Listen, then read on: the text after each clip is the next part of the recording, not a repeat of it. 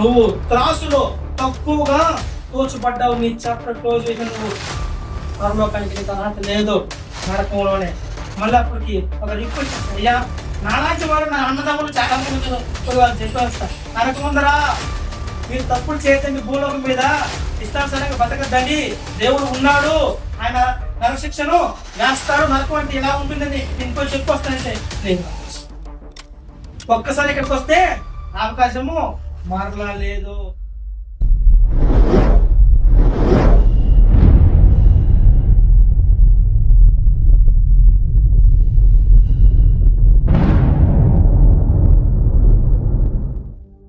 గర్వపడుతున్నారో, ఎవరైతే మేము గొప్ప, మేము మంచి స్థాయిలో ఉన్నాం అనుకున్నారో వాళ్ళు ఏమవుతారట?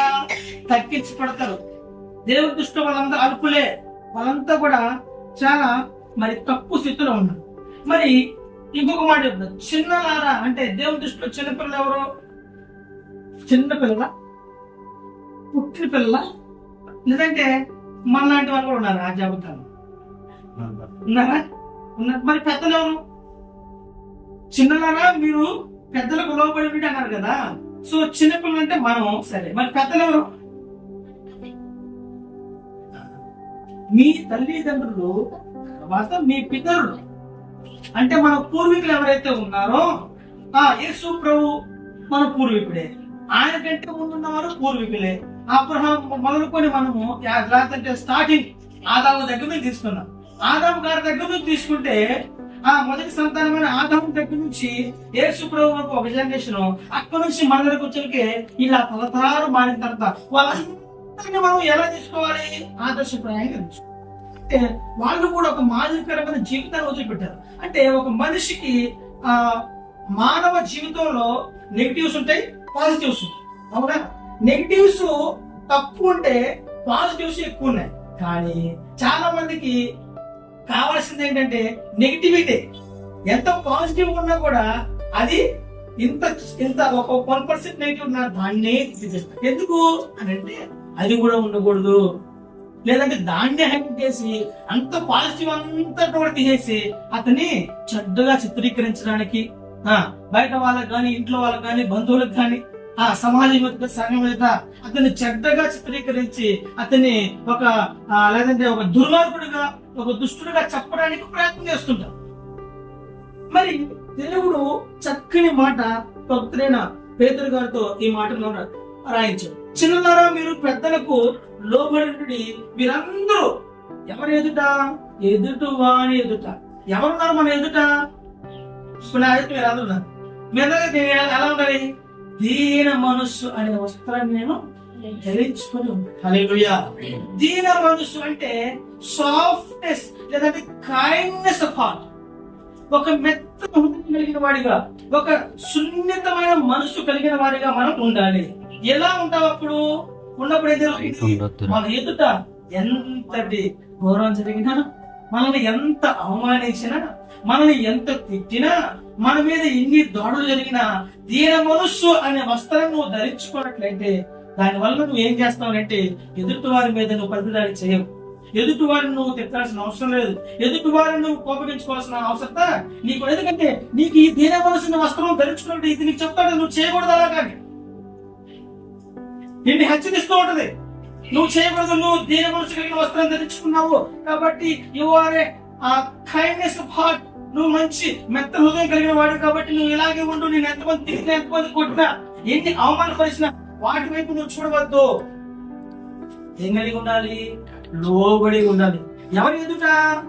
నీ ఎదుట ఎవరున్నారు అని అంటే యేసు క్రీస్తు ప్రభువు వారు నీ ఎదుట ఉన్నాడు. ఆయన ఎదుట నువ్వు ఎలా ఉండాలంట?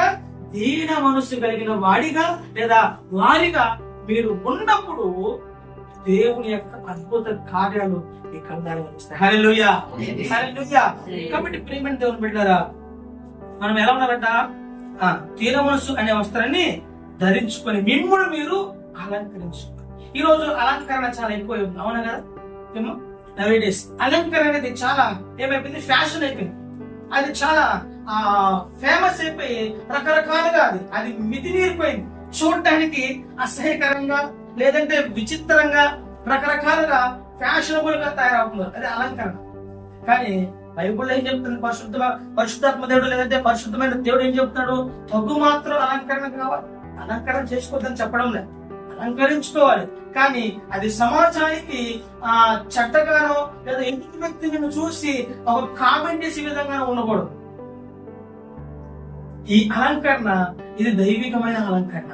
ఇది దేవుని యొక్క అనుభవంతో లేదా దేవునితో అనుసంధానమయ్యే అలంకరణను కలిగి ఉండాలి.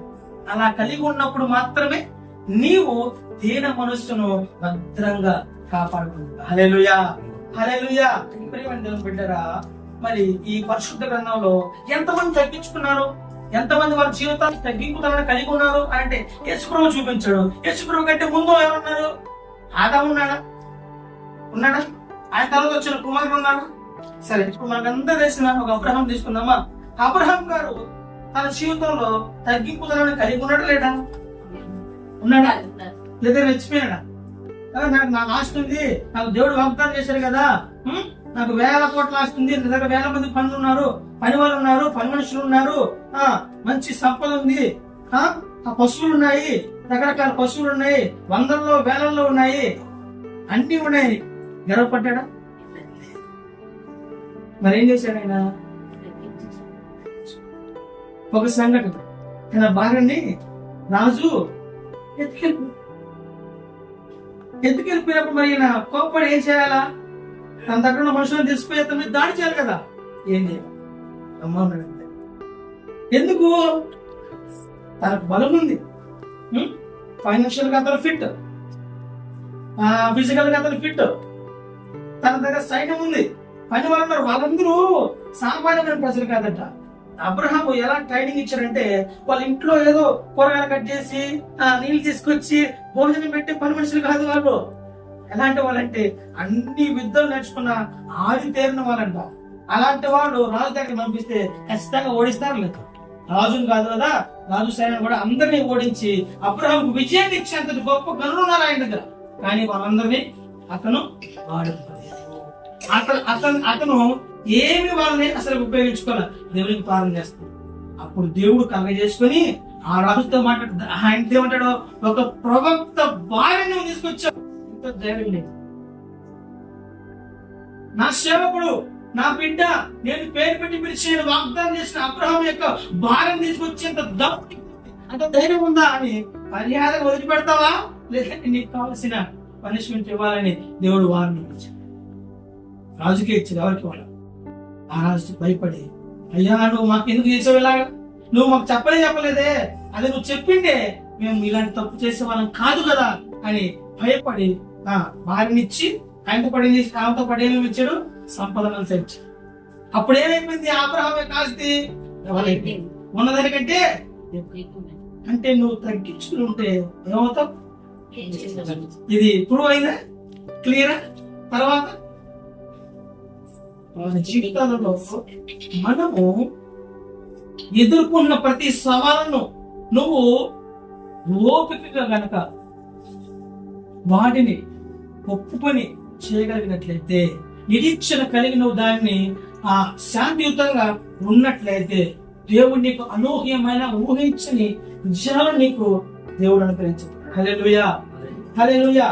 ప్రియమైన దేవుని బిడ్డలారా, మరి ఇలాగా తనను తాను తగ్గించుకున్నవాడు హెచ్చించబడతానని యేసుప్రభువు చెప్పినట్టు, తర్వాత తనను తాను హెచ్చించుకున్నవాడు తగ్గించబడని యేసుప్రభువు చెప్పినట్టు, ఇలాగా బైబిల్ పరిశుద్ధ గ్రంథంలో లేదా మన చరిత్రలో మన పూర్వీకులు కానీ వాళ్ళలో శత్రులు ఉన్నారు, మిత్రులు ఉన్నారు, రాజులు ఉన్నారు, ప్రవక్తలు ఉన్నారు, యాజకులు ఉన్నారు, యేసుప్రభువును కూడా దూషించిన వారు, హింసించిన వారు ఉన్నారు. ఇప్పుడు యేసుప్రభు దగ్గరికి వస్తే ఆయన కూడా అవమానించారు, హేళన చేయబడ్డాడు, ఆయన దూషించారు. కానీ యేసుప్రభు నేను పరలోకం నుంచి దిగి వచ్చా, నేనే దేవుణ్ణి అని చెప్పి కర్రలు చేసి వాళ్ళని భస్మం చేశాడా? కాల్ చేశాడా? యేసుప్రభు వాళ్ళ క్షణంలో చిటికేసి వాళ్ళందరినీ చంపేశాడా? వాళ్ళతో తప్పించుకుంటారు, తిట్టారు, ఏమన్నా ఎంతగానో అవమానం చేశారు, ఏం పట్టించుకోవాలి. ఎవరు వీళ్ళంతా? ఆ అవమానించిన వాళ్ళు ఎవరు? ఆ తిట్టిన వాళ్ళు ఎవరు? ఆ దూషించిన వాళ్ళు ఎవరు? ఎవరు వాళ్ళంతా? ఆయన బిడ్డలే కదా. యేసు ప్రభు యొక్క శిష్యులో భాగమే కదా వీళ్ళంతా కూడా.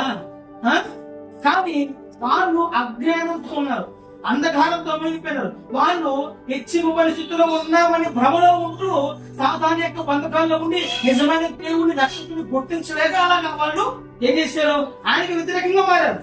ఇదన్నీ తెలుసుకుని యేసుప్రభుల వారు తనను తాను తగ్గించుకొని వాళ్ళకు శాంతియుతంగా సమాధానం చెప్పి వాళ్ళకి అన్ని విషయాలను క్లారిటీగా ఇచ్చేసి ఆయన వెళ్ళిపోయారు. అయినా దాన్ని వాళ్ళు ఒప్పుకోలే.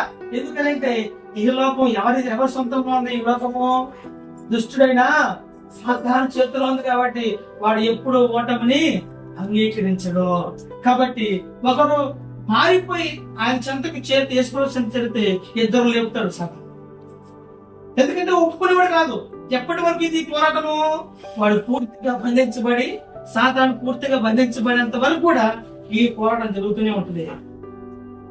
అయితే ఈ తగ్గింపు తనంలో కనుక, ఈ పరిస్థితుల్లో కనుక నీకు అవమానం ఎదురైతే, నీకు నింద ఎదురైతే భయపడదు, బాధపడదు.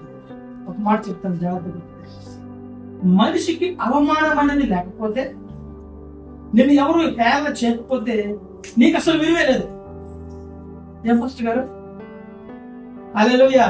ఈ మాట మీరు గర్వంగా చెప్పుకోవాలి. ఎందుకు? అవమానం పడితే మనం బాధపడాలి కదా. ఒకరు మనం నువ్వు ఇట్లా ఉన్నావా, నువ్వు బాగాలేవు, నీ బతికింతే, నువ్వు అసలు నీ దగ్గర డబ్బులు లేవు, నువ్వు ఎందుకు పనికిరావు అని నువ్వు పదే అవమానించినప్పుడు అది నీకు ఆనందం ఎలా అవుతుంది? అది నీకు గర్వం ఎలా అవుతుంది? అది నీకు విజయం ఎలా అవుతుంది? అవుతుందా? హల్లెలూయా. ఎలా అవుతుంది? అది నీ అవమానం నీకు విజయం ఎలా అవుతుంది అనంటే పరిశుద్ధ గ్రంథంలోనే మనము ఎంతో మంది చూసుకోవచ్చు. మోషే గారి దగ్గర మోషే గారు ఏం చేశాడు? అడవిలో లేదా కొండల మధ్య గొర్రెలు కాసుకుంటా ఉన్నాడు.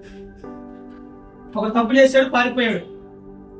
ఆ మోషే గారి దగ్గరికి దేవుడు వచ్చాడు, మండుచున్న పొదలు మాట్లాడాడు. నువ్వు ఇశ్రాయేలు ప్రజలను విడిపించాలన్నాడు. నేనే పాటు పడి నా వాళ్ళ కుదరదని సాగు చెప్పాడు. తప్పించుకోండి చూశాడు, కానీ దేవుడు వదిలిపెట్టలా, పట్టుకున్నాడు, తీసుకెళ్ళాడు. ఇప్పుడు పోయిన తర్వాత ఫరోతో మాట్లాడదాం. ఫరో, మా ప్రజలను వదిలిపెట్టు, ఇశ్రాయేలు దేవుడని యెహోవా దేవుడు ఆజ్ఞాపిస్తున్నాడు, వదిలిపెట్టు అంటే నువ్వెవడు అని అవమానించాడు, ఎగతాళి చేస్తాడు. అసలు నీ వల్ల ఏమైంది? అవునా, నా వల్ల ఏం కాదు, నేను ప్రారంభం చేశాడు. ఫస్ట్ తగిలేటమ్మా, ఫస్ట్ ఒక అద్భుతం చేశాడు దేవుడు. కర్రను అలా వదిలాడు. మోసే పామైంది. ఓ ఇంతేనా, మా వాళ్ళు కూడా చేస్తారు అని అన్నాడు.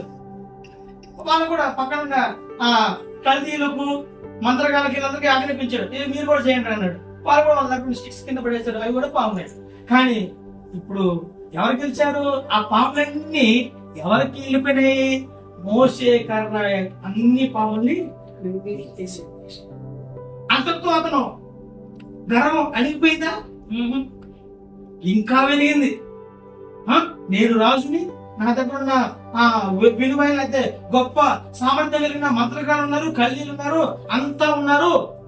వాళ్ళను ఓడిస్తే ఒప్పుకుంటానా? ఒప్పుకోను. పంపిస్తానా? పంపించను. మోసే ఎన్ని తెగుల వరకు ఆయన ఒప్పుకోలేదు? 10 కార్యాలు చేసేంత వరకు కూడా ఫరో యొక్క మనసు కఠినమవుతూనే ఉందట. అంటే 10 సార్లు అవమానించబడ్డాడు మోసే. పంపించినప్పుడు దేవుడే పంపించి దేవుడే ఫరో హృదయాన్ని కఠినపరుస్తూ ఉంటే ఇప్పుడు ఎలాగా ప్రజలు అలాగా విముక్తి చెందింది? వాళ్ళేం బాధపడుతున్నారు, మొత్తుకున్నారు, అయ్యో మమ్మల్ని విడిపించే వాళ్ళు ఎవరో బాధ. మోసే పోయి చెప్తున్నాడు, ఫరో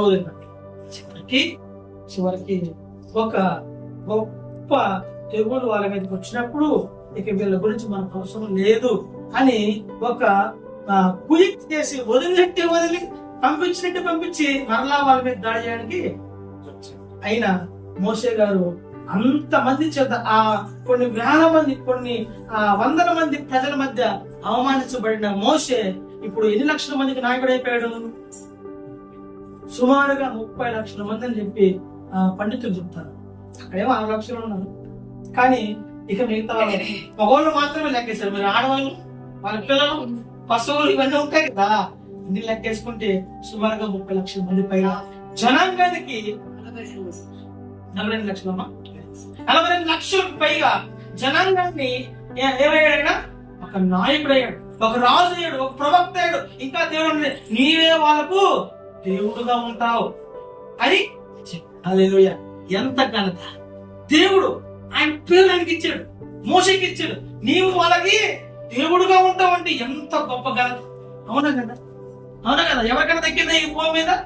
పరిశుద్ధ గ్రంథం పుట్టిన తర్వాత, ప్రజలు సృష్టించిన తర్వాత మోషేకి దక్కినంత గౌరవం గాని, మోషే హెచ్చించబడినట్టుగా ఎవరైనా హెచ్చించబడ్డారా?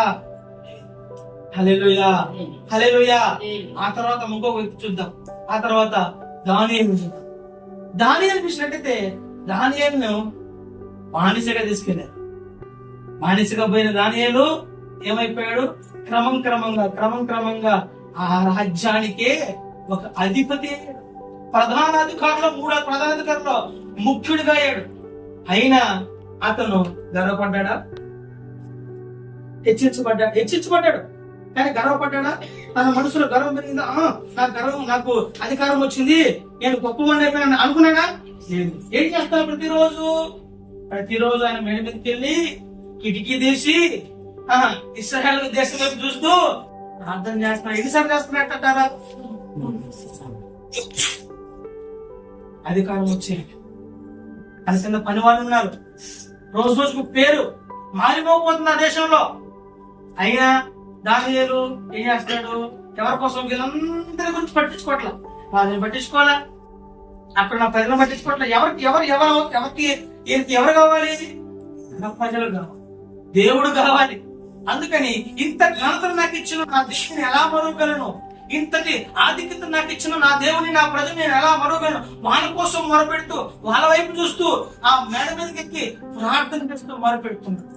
ఇలాంటి సందర్భంలో 120 మంది శత్రువులు బయలుదేరారు. ఆయన మీదకి దండెత్తారు, అవమానపరిచారు.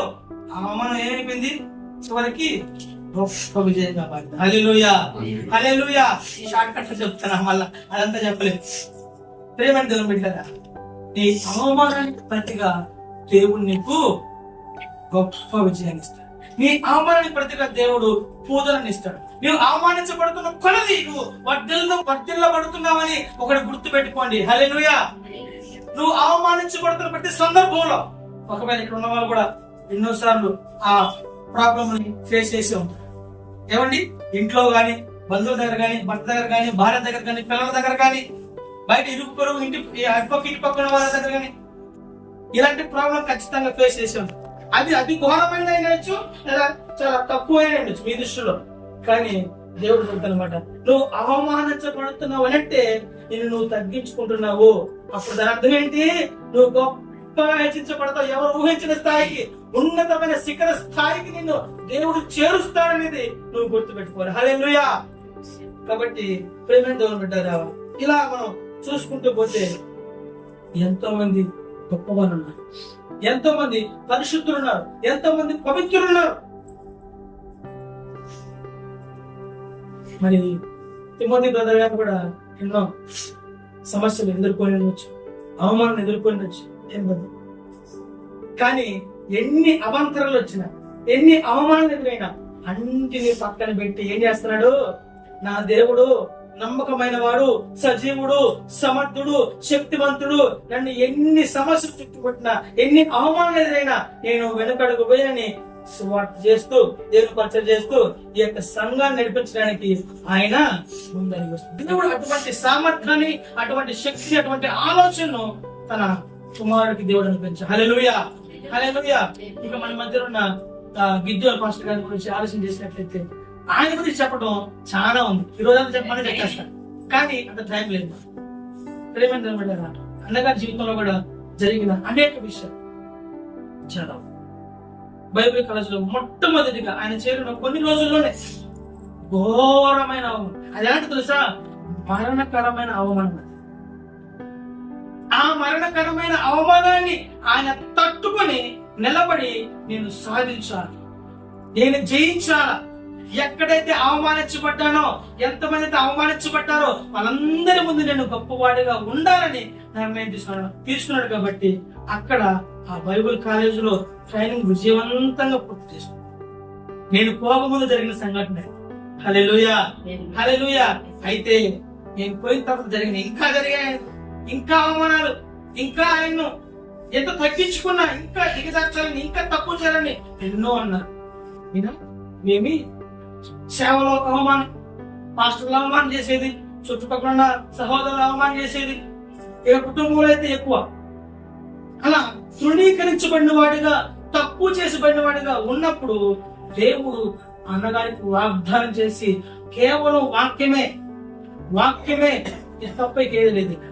ఈ వాక్యం ద్వారానే నేను నిలబడాలి, వాక్యమైన దేవుడిని నమ్ముకున్నాను, ఈ వాక్యంలో జీవం ఉంది, శక్తి ఉంది, మనుషుల యొక్క జీవితాలు నిలబెడుతుంది, పాపాత్మను రక్షిస్తుంది, మరి నేను రక్షించుకోవడం పాపాత్ముని, నాలాంటి వాళ్ళు ఎంతమంది ఉన్నారో యవనస్తులని చెప్పి ఆయన ఆ రోజు తీసుకున్న నిర్ణయాన్ని బట్టి దేవుడు ఈ రోజు ఈ బెంగళూరు పట్టణంలో అక్కడెక్కడో హొరమలో ఉన్న వ్యక్తి ఈ రోజు ఇక్కడ మరి గొప్ప పరిచయం చేయడానికి, ఒక మంచి భార్యను పొందుకోవడానికి దేవుడు గొప్ప సహాయం. హల్లెలూయా, హల్లెలూయా. ఏమని దేవుని బిడ్డలారా, అలాగా చెప్పుకుంటూ పోతే ఎన్నో మీ జీవితంలో పర్సనల్ ఎక్స్పీరియన్సెస్ ఏవైతే ఉన్నాయో అవన్నిటిని మీరు మరి ఒక ఛాలెంజింగ్ గా తీసుకోండి. కోపం ఉంటది, ఆవేశం ఉంటది, ఒక్కోసారి మైండ్ పనిచేది, ఏం మాట్లాడుతుందో తెలియదు, పరిస్థితులు ఉంటాయి. అయితే వాటన్నిటికి మనం భయపడతామా? భయపడ. వాక్యమే చెబుతాను, నువ్వు భయపడొద్దు, ఎందుకంటే నీ ముందు నేను ఉన్నాను. హల్లెలూయా, హల్లెలూయా. శత్రువు ఎంత పెద్దవాడైనా వాళ్ళ నుంచి నువ్వు భయపడద్దు. కొలేకంత పెద్ద ఎంత కూడా ఉన్నాడు, 6.5 ఎత్తు, సుమారుగా 12 కానీ 15 అడుగులు ఉంటాడు అంతే, అప్రాక్సిమేట్లీ. సుమారుగా ఈ బిల్డింగ్ అంత ఉంటాడు ఆయన. అలాంటి వ్యక్తిని అంతటి ఆచారభావం చూసి అందరూ భయపడుతున్నారు. కానీ దావీదు భయపడ్డా? భయపడలేదు. ఎందుకు భయపడలేదు? దావీదు ఏమన్నా వీరుడా? లేదే, చిన్న బాలుడుగా ఉన్నాడు కదా. ఎవరిని బట్టి ఆయన అతిశయపడ్డా, లేదా ఎవరిని బట్టి అతను అంతగా అతనితో యుద్ధం చేయడానికి వెళ్ళాడనంటే తను సృష్టించిన సృష్టికర్తని యెహోవా దేవుని నమ్ముకున్నాడు కాబట్టి, ఆయన నిత్యము ఆరాధిస్తాడు కాబట్టి, ఆ దేవుని అవమానపరుస్తున్నందుకు నా దేవుని నువ్వు అవమానపరుస్తావా, నా ప్రజలు నువ్వు అవమానపరుస్తావా, అసలు నువ్వెంతటి వాడు సున్నితులని పిలుస్తుందని చెప్పి అతని మీదకి యుద్ధానికి పోయింది. యుద్ధం యెహోవాదే, నేను చేసేదే. నేను చిన్నవాడే కావచ్చు, నేను పొట్టివాడే కావచ్చు, నా దగ్గర బలం లేకపోవచ్చు, కానీ నా దేవుని యొక్క బలం నాతో, నా దేవుడు నా ముందరున్నాడు. ఒక్క వేడుతోనేట ఒక రాయి, ఎంత రాయేది ఏమో అనుకుందాం మనం. ఉదాహరణకి ఒక 5 గ్రాములు, లేదంటే 10 గ్రాములు ఉండొచ్చు, ఇంత రాయి 5 తీసుకున్నాడు. ఒకటే వాడింది, ఒకటే. ఎలా కొట్టాడట? ఇలా తిప్పి తిప్పి తిప్పి కొడితే, ఇలా వదిలితే అది పోయి ఎక్కడ తగలాలా? సహజంగా ఎక్కడ తగలాలా మనం అనుకుందాం, ఎక్కడ తగలాలి కదా, ఈ బాడీ మీద తగలాలి కదా. ఎక్కడ తగిలిందట? కరెక్ట్ పాయింట్ తగిలింది. ఎవరు కొట్టారు? ఆగేది ఇసిరిందేమో దావీదే, కానీ కొట్టింది ఎవరు? సరే, ముందు కొడితే ఈయన తగిలితే ఎట్టబడాలా? ఇట్టబడాలన్నా వెనక్కి కదా పడాల్సిన వాస్తవానికి. ఏదైనా ఇలా ఎదురుగా వచ్చిన ఏదైనా ఆయుధం తగిలినా, ఏదైనా గుర్తుకున్నా ముందుకు వాడు వెనకే పడతాడు. కానీ బుల్లెట్ ఎంత పడ్డాడు? ముందుకే పడ్డాడు. ఎవరు చేసారు? ఎవడే అని ఎత్తుకుంటా పోయాడు. ఆ బుల్లెట్ దగ్గర ఉన్న కత్తిని తీసుకొని అలా ఏ నోరైతే గర్వంగా మాట్లాడిందో, ఏ కళ్ళైతే చూపించి భయపెట్టించాడో, ఏ తరం చూసి వాళ్ళు భయపడ్డారో, ఏ శరీరం చూసి ఆ ప్రజలందరూ భయపడ్డారు, కానీ దావీదు ఇలాంటి వాళ్ళని ఎలా చూశాడంటే, తను పశువులు కాస్తున్నప్పుడు, గొర్రెలు కాస్తున్నప్పుడు పౌరాణిన సింహం లాగా, ఆ ఎలుగుబంటి లాగా చూసుకొని సింహాన్ని చీల్చేశాడు కదా ఆ దేవుని సహాయంతో. ఆ యొక్క ఎలుగుబంటిని చీల్చేశాడు కదా దేవుని యొక్క సహాయంతో, శక్తితో. నువ్వెంతరా?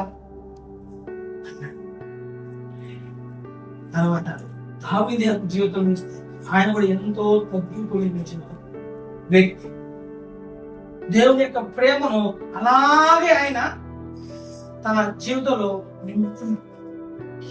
తగ్గింపుతనం కలిగిన దావీదు జీవితం చూసినట్లయితే ప్రేమ దేవుని బిడ్డలారా, ఆయన ఎంతో ఉన్నతమైన లక్షణాలు కలిగిన వ్యక్తిగా మనము చూడవచ్చు. కాబట్టి ఈ యొక్క ఉదయకాల సమయంలో నీ కళ్ళ ముందు ఎన్ని జరిగినా, ఈ రోజు ఈ బెంగళూరు మీద బాంబు వేసినా భయపడదు, ఆందోళన పడదు. చేయాల్సిందేంటి? ఏం చేయాలి? ప్రార్థన చేయాలంతే. ప్రార్థన మాత్రమే చేయాలి. నీవు నమ్ముకున్న నీ దేవుడు నిన్ను కాపాడడానికి అసమర్థుడు కాదు, సమర్థుడైన దేవుడు. నిత్యము నిన్ను 2 కళ్ళతో కాదు, ఎన్నో వేల కళ్ళతో నిన్ను పరీక్షిస్తూ పరిశీలిస్తూ ప్రతి నిత్యం నువ్వు చేస్తున్న ప్రతి పనిని, నువ్వు ఇంట్లో నుంచి బయటకు వెళ్తున్నప్పుడు, బయట నుంచి ఇంటికి వస్తున్నప్పుడు, నువ్వు తింటున్నప్పుడు, పడుకున్నప్పుడు, నువ్వు ఏ పని చేస్తున్నా, నువ్వు డ్యూటీలో ఉన్నా, ఉద్యోగం చేస్తున్నా, నువ్వు ఎక్కడికి వెళ్ళినా నీ వెంటే ఉండి నిన్ను సంరక్షిస్తూ నీకు భయాన్ని అనేది పరీక్షించకపోకుండా నిన్ను కాపాడుతూ ఉన్నాడు. హల్లెలూయా, హల్లెలూయా. అందుకే మనం తగ్గింపు గురించి చెప్పుకుంటాం. ఒకవేళ ఈరోజు దేవుడు మనం అందరిని ఆశ్రదించి గొప్పగా డబ్బులు ఇవ్వచ్చు, బంగారం ఇవ్వచ్చు, ఆస్తిపాస్తులు వచ్చు, అంత మాత్రం మనం గొప్ప అయిపోతామా? ఏమన్నా ఒక మంచి ఇల్లు కట్టుకోవచ్చు, గొప్ప అయిపోతామా? మంచి కారు కొంటావు, అయిపోతావా? హెచ్చించబడినట్టేనా? ఈ లోకంలో నువ్వు ఏం సంపాదించుకున్నా, ఎంత ఉన్నా, ఎంత పెద్ద కోటీశ్వరుడైనా వాడు గొప్పవాడు కానేరుడు ఎప్పటికి కూడా. ఎందుకు అంటే దేవుని యొక్క సన్నిధిలో లేదా దేవుని యొక్క పాదాల దగ్గర నీవు ఉన్నప్పుడు మాత్రమే నువ్వు హెచ్చించబడతావు. విధవరాలైన పేద స్త్రీ ఎంత డబ్బులు వేసింది మార్కు హుండీలో? 2. అప్పుడు యశుప్రభు అన్నాడు ఆమె గురించి, ఎవరు గొప్ప? ఇళ్ళలో ఎవరు గొప్ప? ఆమె కంటే ముందు వరుసలో ఉన్న వాళ్ళందరూ మూటలు పట్టుకుని వేస్తున్నారు. దాంట్లో బంగారం ఉంది, వెండి ఉంది, వజ్రాలు ఉన్నాయి, అన్ని ఉన్నాయి, విలువైన వస్తువులు ఉన్నాయి, లక్షలు. అయితే ఇప్పుడు మనం ఒకవేళ వాటిని క్యాలిక్యులేట్ చేస్తే 4 లక్షలు విలువ చేయొచ్చు. అలాంటివి వేసాడు. కానీ ఆమె వేసింది ఎంత? 2. ఏమన్నాడు? అది గొప్పదా, ఇది గొప్ప? ఆమె వేసిన కానుక గొప్పదా, వీళ్ళు ఇచ్చిన కానుక గొప్పదా అంటే ఏం చెప్పారు? అంటే తనకున్నది మొత్తం ఇచ్చేసింది, ఇక లేదు ఆమెని. ఆ 2 ఇచ్చేస్తే ఆమె దగ్గర ఏం లేదు. తినడానికి నీళ్లు దొరకవు, తినడానికి ఆహారము ఉండదు, మళ్ళీ పని చేసుకుని ఆ డబ్బులు సంపాదించు. నీకు కలిగినదంతయు నీవు దేవునికి అర్పించినప్పుడు నీవు ఆ స్త్రీలాగా దేవుని యొక్క మనసును చిరస్థాయిగా లిఖించబడ్డావు. హల్లెలూయా, హల్లెలూయా. ఏమని దేవుని బిడ్డలారా, అవమానం ఎదుర్కోబోతున్నారు, అయినా నువ్వు ఆందోళన చెందదు. ఎందుకనంటే నీ అవమానానికి ప్రతిగా దేవుడు నీకు ఊదనం ఇస్తాడు. నీ అవమానానికి ప్రతిగా నీ యొక్క నిన్ను ఇన్సల్ట్ చేసిన ప్రతిసారి నువ్వు గొప్ప ఉన్నతమైన స్థిర స్థాయికి దేవుడు నిన్ను చేరుస్తాడు. నా చేతులు ఎన్నో అవమానాలు ఎదుర్కొన్నాను. ఈ రోజు నేను ఈ స్థితిలో ఉన్నానంటే కేవలం నా దేవుడే. నన్ను ఎవరు మాట్లాడించేవాళ్ళు కాదు, సరిగ్గా నన్ను ఎవరు పలకరించేవాళ్ళు కాదు, అవమానించేవాళ్ళు. అయినా దేవుడు నన్ను వదిలిపెట్టి మంచి చదువుకున్న ఏం లాభం? ఏం లాభం? ఎంత గొప్ప చదువు చదివినా ప్రతిసారి అవమానిస్తామంటే అయినా నేను అవే పట్టించుకోను. ఎందుకంటే దేవుడు నమ్మదగిన, ఆయన సమర్థుడు. ఎలాంటి సమయాల్లో ఏ సమయాలు మనకి ఏది కావాలో దాన్ని ఖచ్చితంగా అనుగ్రహించే దేవుడు ఆయన. నీకు పేరు కావాలా, ఆ పేరు నీకు ఇస్తాడు. నీకు సంపద కావాలా, నీకు ఇస్తాడు ఖచ్చితంగా. నీకు ఏది కావాలో ఆయన తెలుసు కాబట్టి దాన్ని సరి అయిన సమయానికి నీకు అనుగ్రహిస్తానంతే. నువ్వు దానికోసం ప్రాకులాడాల్సిన అవసరం లేదు, నీ డబ్బుల కోసం ప్రాకులాడాల్సిన అవసరం లేదు. నాకు పని అవసరం ఉంది, దానికోసం నువ్వు వెతకద్దు, ఆలోచన చేయొద్దు, ప్రార్థన చేయ. హల్లెలూయా, హల్లెలూయా. ప్రియమైన దేవుని బిడ్డలారా, కాబట్టి ఈ యొక్క ఉదయకాల సమయంలో తనను తాను తగ్గించుకున్నవాడు హెచ్చించబడతాడు, తనను తాను హెచ్చించుకున్నవాడు. సరే, మనం ఇప్పుడు ఎలా ఉన్నాం? హెచ్చించుకునే వాళ్ళ స్థితిలో ఉందామా, లేదంటే తగ్గించుకునే వాళ్ళ స్థితిలో ఉందా? ఏమా, తగ్గించుకుంటే ఉండే బెనిఫిట్స్ చాలా ఉన్నాయి, హెచ్చించుకుంటే ఉండే బెనిఫిట్స్ చాలా ఉన్నాయి. సరే ఇంకొక ఎగ్జాంపుల్ చెప్పి ముగించారు. ఒకడు ధనవంతుడు, భయంకరమైన ధనవంతుడు. అలాగే అతని దగ్గర పేదవాడైనా అందరూ ఉన్నాడు. వాడు అనుకున్నాడు, నా ప్రాణమా తినుము తాగుము సుఖించుము, నీకేం కావాలంటే తిను, నీకేం పని, విస్తారమైన సంపద ఉంది, విస్తారమైన పని వాళ్ళు ఉన్నారు, విస్తారమైన ఆహారం ఉంది, విస్తారంగా ద్రాక్షరసం ఉంది, అసలు నువ్వు పని చేసిన అవసరం లేదు, తిను త్రాగు, నువ్వేం తీసుకుని నువ్వు కూడా క్వశ్చన్ చేయడు. అదే పేదరాజు ఆయన తిని వదిలేస్తున్న బల కింద పడి చిన్న చిన్న చిన్న చిన్న ముక్కలు వేసుకొని తింటూ పైగా అతనికి ఏంటంట రోగం. అది భయంకరమైన రోగం, ఉత్సాహకరమైన రోగం, చూడడానికి చాలా భయంకరంగా ఉంటుంది. అలాంటి రోగానికి కలిగినప్పుడు ఆ కుక్కలు వచ్చి లాగితే ఆయనకు కొంచెం రిలాక్సేషన్. ఇద్దరు చచ్చిపోయారు. ఒక సమయం వచ్చింది, ఇద్దరు చనిపోయారు. చనిపోయిన తర్వాత ఇద్దరు ఎక్కడికి వెళ్ళారట? లాజరు ఎక్కడికి వెళ్ళాడు? ఎవరు? లాజరా? లాజరు అబ్రహాము రొమ్మును ఆనుకొని రెస్ట్ తీసుకుంటున్నాడు. ధనవంతుడు. ఇప్పుడు వాడు భూలోకంలో గొప్పవాడే, డబ్బున్నవాడే, అందరూ అతను చూసి భయపడిన వాళ్ళే, అతనికి అధికారం ఉంది, దర్పం ఉంది, అతను అందరికి సలాం చేసిన వాళ్ళే. కానీ ఇప్పుడు అతను ఎక్కడే చనిపోయి ఎక్కడ పోయినాడు? నరకంలో ఆ మంటల్లో కాలిపోయాడు. అతను అంటున్నాడట, అతను అడిగాడట, అయ్యా నాకు ఆహం వేస్తాను, కొంచెం నీళ్ళు ఇప్పిస్తారా అని అడుగుతూ కేకలు వేస్తా. నరకైతే భరించడానికి అడుగుతున్నప్పుడు ఆకాశం తరబడి చూస్తున్నాడు ఆ లాజరుని. ఇంత ధనవంతుని, ఇంత గొప్ప పేరు ఉంది నాకు, భూలోకంలో నేను గొప్పగా ఘనంగా ఉన్నానే, నాలాంటి వాడికి అలాంటి మరాలు చెప్పకుండా బికారిగా ఉన్నవాడిని, భిక్షగాడిగా ఉన్నవాడిని, భయంకరం రోగంతో ఉన్నవాడిని, అసలు ఎందుకు పనికిరానటువంటి వాడిని అబ్రహాము రోమన్ దగ్గర ఎందుకు కాంటాక్ట్ చేశారు? అక్కడ ఎందుకు రాడు?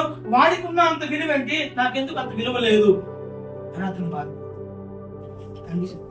అయ్యా నీకేమాత్రం అధికారం లేదు, నువ్వు భూలోకంలో విర్రవీగావు, ఇది నువ్వు హెచ్చించుకున్నావు, నువ్వు గొప్పవాడిగా అనుకున్నావు, నువ్వు ఏ మాత్రం కూడా దేవునికి భయపడినవాడు కాదు. నీ ఒట్టులో ఏమాత్రం భయం లేదు, నువ్వు ఎవరికి సహాయం చేయలేదు, నీలో ఏమాత్రం భక్తి విశ్వాసం లేదు. కాబట్టి నువ్వు నా దృష్టిలో నువ్వు త్రాసులో తక్కువగా తోచుపడ్డావు. నీ చాప్టర్ క్లోజ్. ఇక నువ్వు పరలోకానికి నీకు అర్హత లేదు, నరకంలోనే. మళ్ళీ అప్పటికి ఒక రిక్వెస్ట్ చేస్తాను, అయ్యా నాలాంటి వారు నా అన్నదమ్ములు చాలా మంది ఉన్నారు, వాళ్ళు చెప్పి వస్తా, నరకం ఉందరా, మీరు తప్పులు చేయదండి, భూలోకం మీద ఇష్టానుసారంగా బతకద్దండి, దేవుడు ఉన్నాడు, ఆయన నరశిక్షను వేస్తాడు, నరకం అంటే ఇలా ఉంటుందని ఇంకో చెప్పు వస్తానంటే లేదు. ఒక్కసారి ఇక్కడికి వస్తే అవకాశము మరలా లేదు. ఇప్పుడేమో పేదవాడిగా ఈ లోకంలో నువ్వు తృణీకరించబడిన వాడిగా, లేదా పేదవాడిగా, లేదా రోగిష్టుగా నువ్వు చనిపోతే ఎక్కడికి వెళ్తావు? లాజరు ఎక్కడికి వెళ్ళాడు? అబ్రహాం దగ్గర ఉన్నాడు. అక్కడ ఏం తీసుకున్నాడు? రెస్ట్ తీసుకున్నాడు. ధనవంతుడిగా గొప్పవాడిగా ఎంచబడి పెద్ద పెద్ద కార్లు తిరిగి మంచి మంచి సూట్లు బూట్లు వేసుకొని మంచి లగ్జరీ ఫుడ్ తింటే వాడు ఎక్కడ పోయినాడు? కాబట్టి మనకు కావాల్సింది ఏంటంటే నిత్యమైన విశ్రాంతి, నిత్యమైన జీవనం, నిత్యముగా దేవునితో మనము బ్రతుకుతాం. అది పరలోకంలో మాత్రం దొరుకుతుంది, ఇంకెక్కడ దొరకదు. దేవునితో నువ్వు జీవనం కొనసాగించాలంటే, యేసుతో నువ్వు సహవాసం చేయాలంటే, ఈ లోకంలో నువ్వు బ్రతికినంత కాలము తగ్గిపోతానని కలిగి ఉండాలి. హల్లెలూయా. మోషే కలిగి ఉన్న రీతిగా, అబ్రహాము కలిగి ఉన్న రీతిగా, దావీదు కలిగి ఉన్న రీతిగా, దానియేలు కలిగి ఉన్న రీతిగా, ఇంకా అనేక మంది పరిశుద్ధులు ప్రవక్తలు కలిగినట్టు రీతిగా మనము విశ్వాసులుగా కానీ సేవలు కానీ కలిగినట్లయితే ఖచ్చితంగా నీకంటూ పరలోకంలో ఒక గొప్ప బహుమతి నువ్వు పొందుకుంటావు. హల్లెలూయా, హల్లెలూయా. కాబట్టి ఆ రీతిగా జీవిద్దాం, ఆ రీతిగా మనం ముందుకు కొనసాగదాం. అటువంటి కృప, అటువంటి దీవెన ఆ పరిశుద్ధాత్మను మనకు అనుగ్రహించబడిన గాక. దేవుడి కొద్ది మనకు దీవించును గాక. మీ అందరికీ నా యొక్క ప్రేమపూర్వక వందనాలు. నేను శ్రద్ధగా వాక్యం విన్నందుకు మరొకసారి మీ అందరికీ కూడా